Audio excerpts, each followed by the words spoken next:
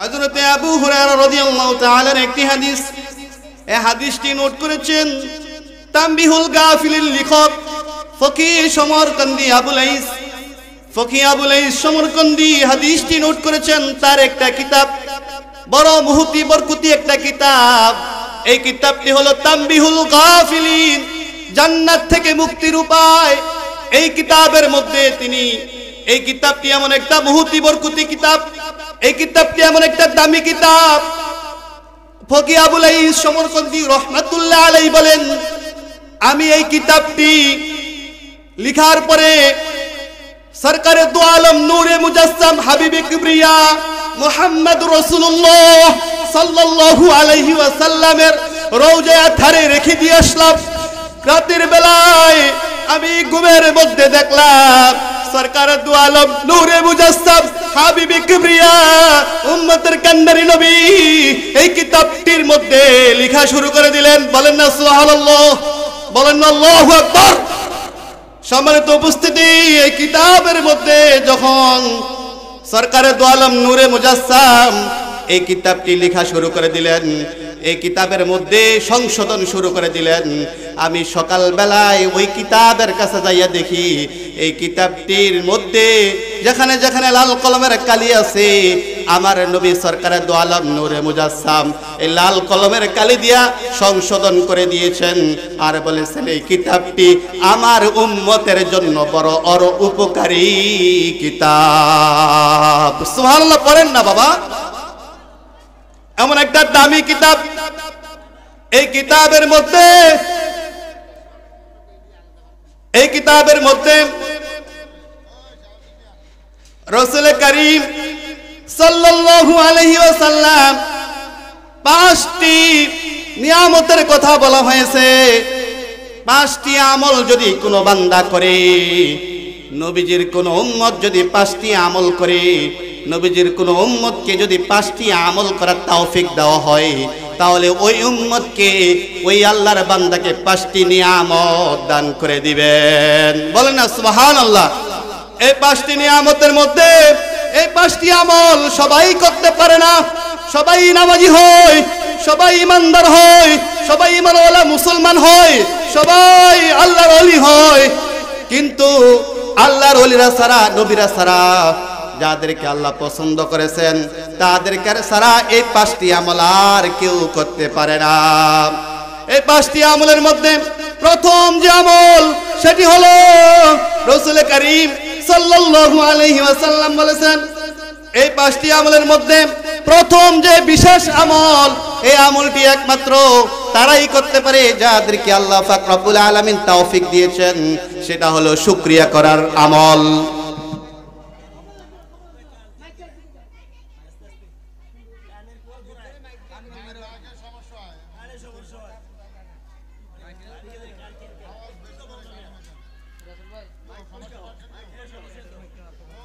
মাইকটা একটু সমাধান করে দেন,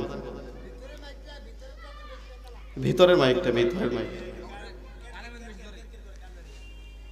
আচ্ছা বাবাজিরা আমরা একটু মনোযোগ দেই।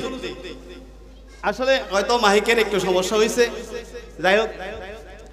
আসলে 5টি বিশেষ আমল সবাই করতে পারে না, কিন্তু 1 নম্বরে শুকরিয়া করা যে আমলটা, এই 5টি আমল করালে 5টি নিয়ামত আল্লাহ তাআলা দান করবেন। সব বান্দারা কিন্তু শুকরিয়া করতে জানে না, কথা বলেন ঠিক কিনা? কোন কোন মুসলমান দেখা যায় সমাজের মধ্যে কিন্তু নামাজি, দান সদকা ঠিক মতো করে, কিন্তু ওই মুসলমান, ওই মুরব্বী বাবাকে যদি আপনি প্রশ্ন করেন, ভাই আপনি কেমন আছেন, 10 তলা বাড়িতে থেকেও, ভালো ভালো খাবার খেয়েও সে আপনাকে বলবেন না আমার বেশি ভালো নাই। এমন মুরব্বী, এমন মুসলমান সমাজে আছে না নাই? সবাই কিন্তু কৃতজ্ঞতা, শুকরিয়া করার ক্ষমতা সবারই নাই, কথা বলেন ঠিক কিনা? কিন্তু গরিব মানুষ ঠিক মতো খাইতে পারে না, ঠিক মতো চলাফেরা করতে পারে না। তারপরে যদি আপনি তাকে প্রশ্ন করেন, তাকে যদি বলেন আসসালামু আলাইকুম, ও ভাই আপনি কেমন আছেন, বলবো ওয়ালাইকুম আসসালাম, বাবা আমি আলহামদুলিল্লাহ, আমি খুব ভালো আছি। গরিব মানুষ রিক্সা চালায়, তারপরেও বলে আলহামদুলিল্লাহ, কিন্তু ধনী মানুষ আলহামদুলিল্লাহ বলা শিখে নাই। এই নিয়ামত আল্লাহ সবাইকে দান করেন। আল্লাহ পাক রব্বুল আলামিন বলেন এই নিয়ামত এমন একটা নিয়ামত, যেই নিয়ামত যদি তুমি শুকরিয়া করার ক্ষমতা যদি তোমার মধ্যে থাকে, তাহলে জেনে রাখো লা ইন শাকারতুম লাযীদান্নাকুম ওয়া লা ইন কাফারতুম ইন্না আযাবি লাশাদীদ। বলেন আল্লাহু আকবার। আল্লাহ পাক রব্বুল আলামিন কোরআনে কারীমের মধ্যে জানায়া দেয়, ও মুসলমান বান্দারা আমার, যারা শুকরিয়া করতে জানো না, যারা ঠিকমতো আলহামদুলিল্লাহ বলতে জানো না, বারবারে সব সময় সবাই কাছে বলো আমি বেশি ভালো নাই, তাদের জন্য সুসংবাদ হলো, তাদের জন্য দুঃসংবাদ হলো। আর যারা বলে আলহামদুলিল্লাহ সর্বাবস্থায় আমি ভালো আছি, তাদের জন্য সুসংবাদ আল্লাহ পাক রব্বুল আলামিন দান করে দিলেন। আল্লাহ পাক রব্বুল আলামিন বলেন লা ইন শাকারতুম লাযীদান্নাকুম, যারা কৃতজ্ঞতা জ্ঞাপন করবে, যদি বলে আলহামদুলিল্লাহ সর্বাবস্থায়, ও আমার বান্দা জেনে রাখো আমি তাদের নিয়ামত আরো বাড়ায়া দেব। সুবহানাল্লাহ। তাহলে বাবাজিরা আমার, গরিব মানুষ যারা আছে তারাই কি বেশি আমল করে নামাজি হয়, না ধনীরা বেশি নামাজি হয়? একটু বলেন। না না, ধনীরা নামাজ পড়তে পারে না, সম্পদের হিসাব করে কুলায় না, বাড়ি গাড়ি সম্পদের হিসাব করে কুলায় না। আর গরিব মানুষ সব সময় ঠিক মতো কিন্তু 5 ওয়াক্ত নামাজ জামাতের সাথে আদায় করে, আর সব সময় তার মুখের মধ্যে হাসি থাকে। কথা বলেন ঠিক কিনা? কারণ এটা বিশেষ নিয়ামত, এটা সবাইকে দেয় না। আল্লাহ পাক রব্বুল আলামিন বলেন লা ইন শাকারতুম লাযীদান্নাকুম, যাদেরকে আমি কৃতজ্ঞতা করার তৌফিক দিয়েছি, এই তৌফিক কিন্তু ধনীকে দেই নাই, এই তৌফিক কিন্তু আমি অট্টালিকার মালিককে দেই নাই, গাড়ির মালিককে দেই নাই, গাড়ির মালিককে দেই নাই, আমি দিয়েছি আমার গরিব বান্দাদেরকে। তারা সব সময় বলবে আলহামদুলিল্লাহ, আর আমি তাদের নিয়ামত আরো বাড়ায়া দেব। তাহলে একটু বলেন, যাদের বাড়ি গাড়ি আছে, 10টা বাড়ি আছে, গাড়ি আছে 10টা, বড় লোক, সন্তান ইটালি থাকে, সন্তানেরা বিভিন্ন ভাবে টাকা পয়সা ইনকাম করে, তাদের এটা নিয়ামত? নাকি গরিব মানুষ 5 ওয়াক্ত নামাজ পড়ে দাঁড়িয়ে আছে, আর তার ঘরের মধ্যে ইসলাম অনুযায়ী সবকিছু চলাফেরা করে, তার মধ্যে নিয়ামত? নাকি সম্পদ থাকার নাম নিয়ামত? একটু বলেন, সম্পদ থাকার নাম নিয়ামত নাকি আল্লাহর কাজ করার নাম নিয়ামত? যদি সম্পদ থাকার মতো তুমি যদি নিয়ামত মনে করো, তাহলে আমেরিকার দিকে তাকাও, হিন্দু খ্রিস্টান ব্যারিস্টারের দিকে তাকাও, তাদের সম্পদ কি তোমার চেয়ে কম আছে না বেশি? তাহলে তাদের কি নিয়ামত বেশি? কি সুন্দর মতো অনেক মুসলমান বলে আমি খুব ভালো আছি, আল্লাহ আমাকে খুব ভালো রেখেছে, দেখো না আমি যে আল্লাহর পথে আছি এই জন্য আল্লাহ বাড়ি গাড়ি দিয়েছে, অথচ তার লেবাসে আল্লাহর পথে, কিন্তু তার কলবে আল্লাহর পথে নাই। ঠিক কিনা কথা বলেন? ঘুষ নেওয়ার সময় বলে যে আমি হাদিয়া নেই, নিচের দিকে নেই, আবার নামাজও পড়ে, এরকম মুসলমান সমাজে আছে না নাই? তাহলে সে কি তার নিয়ামত প্রাপ্ত মুসলমান, না আল্লাহর আযাব প্রাপ্ত মুসলমান? কথা বলেন। মুসলমান তো সবাই, কিন্তু সবাই তো ইমানদার, তো সবাই, কিন্তু সবাই তো মুসলমান না। কথা বলেন ঠিক কিনা?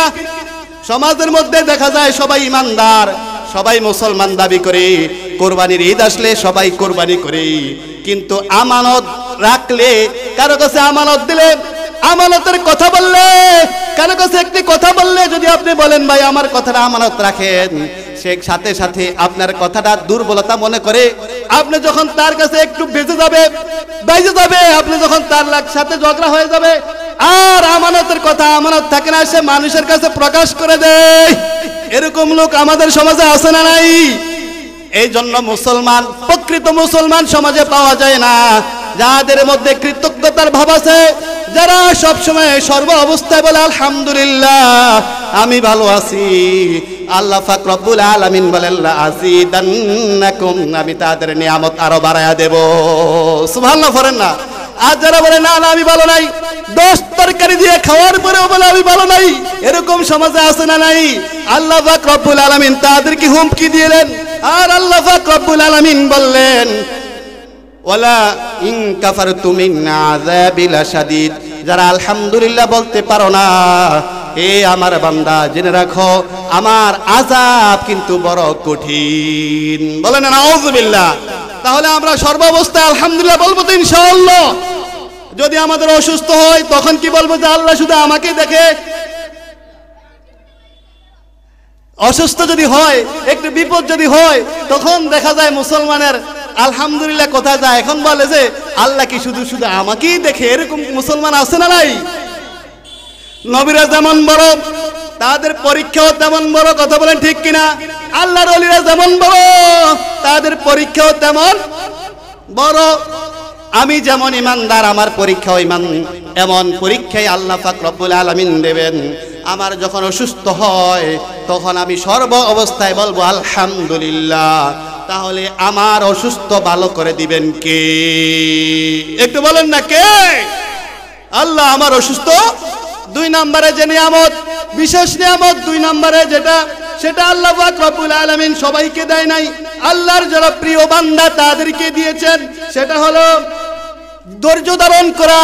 এটা একটা বড় নিয়ামত। এই নিয়ামত কিন্তু সবার নাই।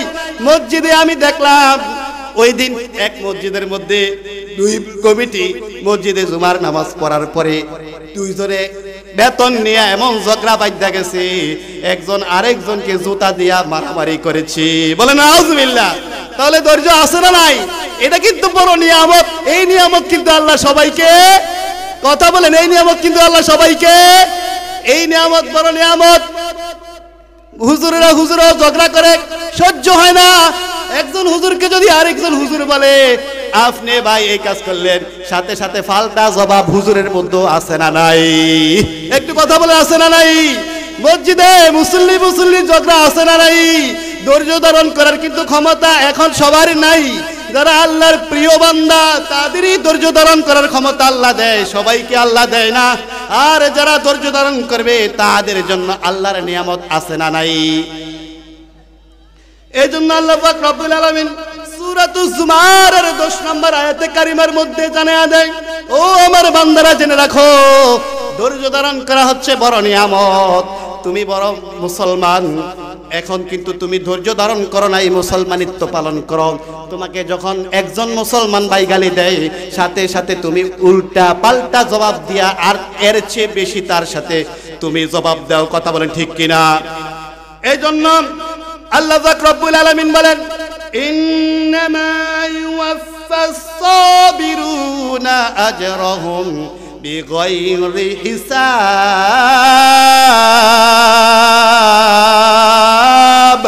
বলেন আল্লাহু আকবার। আল্লাহ পাক রব্বুল আলামিন বলেন, নিঃসন্দেহে ধৈর্য ধারণকারীদের, যারা ধৈর্য ধারণ করবে তাদের প্রতিদান আমি এমন ভাবে দেব, এটা পরিপূর্ণ হিসাব ছাড়া আমি তাদের প্রতিদান দিয়ে দেব। বলেন না আল্লাহু আকবার। ধৈর্য ধারণকারীরা আল্লাহ পাক রব্বুল আলামিন বলেছেন ধৈর্য ধারণকারী কেমন? ধৈর্য ধারণকারীরা কেমন হবে জানো? আল্লাহ পাক রব্বুল আলামিন জানিয়ে দেয়, ইন্নাল্লাহা মা'আস সাবিরিন।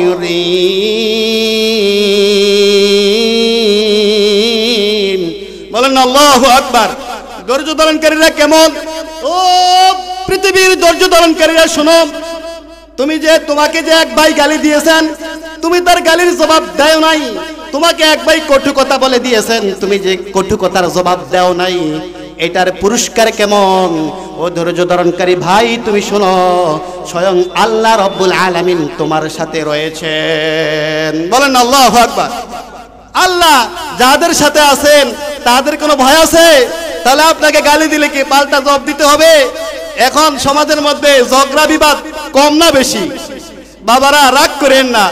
আগে একজন মহিলা বাড়িতে, আমাদের এদিকে দেখছি ছোটবেলায় মহিলারা ঝগড়া করে, আর এখন দেখি দোকান ফাটে পুরুষে ঝগড়া করে। কথা বলেন ঠিক কিনা?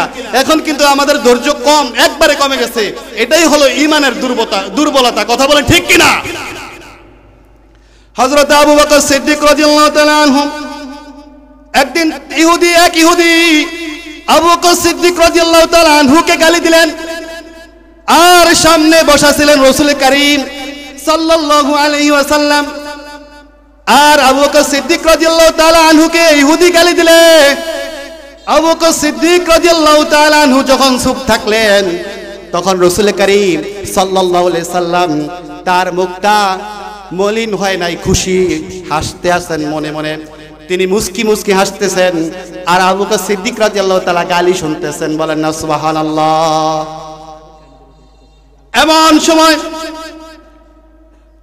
ইহুদির গালির জবাব যখন রাসূল করিম সাল্লাল্লাহু আলাইহি সাল্লাম দেখলেন আবু বকর সিদ্দিক রাদিয়াল্লাহু তাআলা আনহু দিয়ে দিলেন, কিন্তু তখন রাসূল করিম সাল্লাল্লাহু আলাইহি সাল্লামের মুখটা মলিন হয়ে গেল।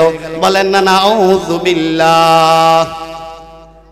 তখন প্রশ্ন করা হলো, ইয়া রাসূলুল্লাহ সাল্লাল্লাহু আলাইহি সাল্লাম, ইহুদি আবু বকর সিদ্দিক রাদিয়াল্লাহু তাআলা আনহুকে গালি দিলে আপনি খুশি, আর আবু বকর সিদ্দিক রাদিয়াল্লাহু তাআলা গালির জবাব দিলে আপনি বেজার, মুখ মলিন, কারণ কি? ইয়া রাসূলুল্লাহ জবাব চাই।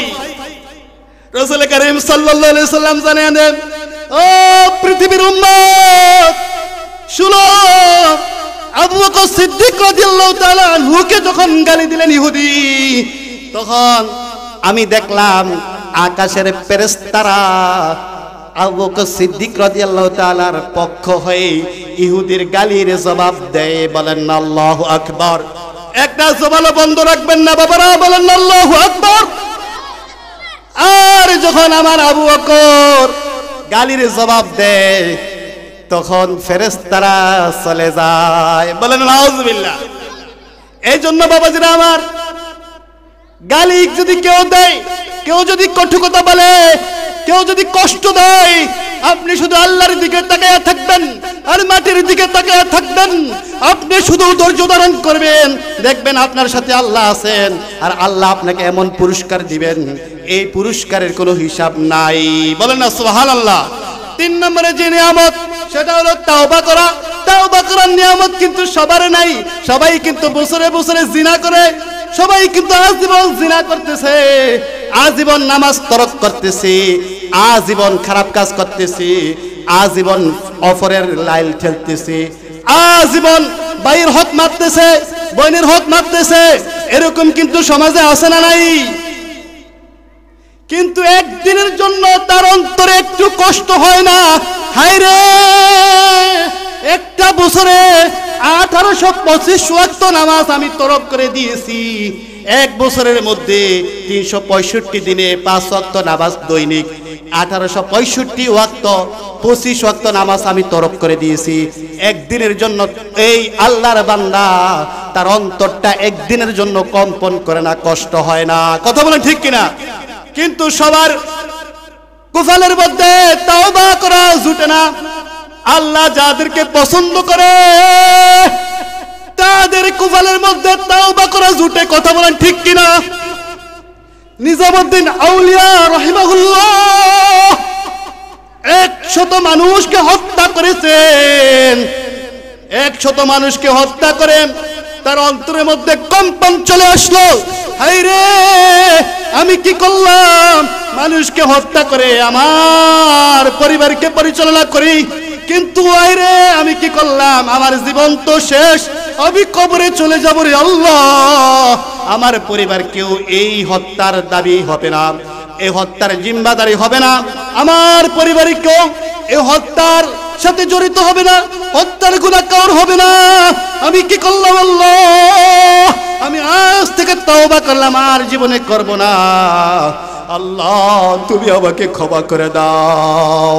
আল্লাহ পাক রব্বুল আলামিন এই কথা বলার সাথে সাথে তাকে যুগের শ্রেষ্ঠ ওলি বানিয়ে দিলেন। বলেন আল্লাহু আকবার। যুগের শ্রেষ্ঠ ওলি বানিয়ে দিলেন, যাদের অন্তরে একটু চলে আসে হায় রে আমি কি করলাম, সাথে সাথে ওলি বানিয়ে দিবেন কে? এই জন্য সবার কিন্তু তাওবা জুটে না। তাওবা যার জুটে সেই মসজিদে আসে, তাওবা যার কপালে নাই সে মসজিদে আসে না। এই জন্য রব্বুল আলামিন বলেন, ওহুয়াল্লাযী ইউকবালু তাওবাতা আন ইবাদি। আমি যাদেরকে তওবা করার ক্ষমতা দিয়েছি, আমি যাদেরকে ক্ষমতা তওবা করার নসিব খুশ নসিব দিয়েছি, তারা তাওবা করেছে, আর তাদের তাওবা আমি কবুল করে তাদেরকে আমার ওলি বানিয়ে দিলাম। বলেন আল্লাহু আকবার। বাবাজিরা আমার, সময় সংক্ষিপ্ত, হয়তো এই 5টা যদি আমি বলতাম তাহলে অবশ্যই কিছু আমরা বুঝতে পারতাম। সময় সংক্ষিপ্ততার কারণে বলতে পারি নাই। আবার এই অল্প কিছু কথা যদি আপনাদের মনে কষ্ট হয়ে থাকে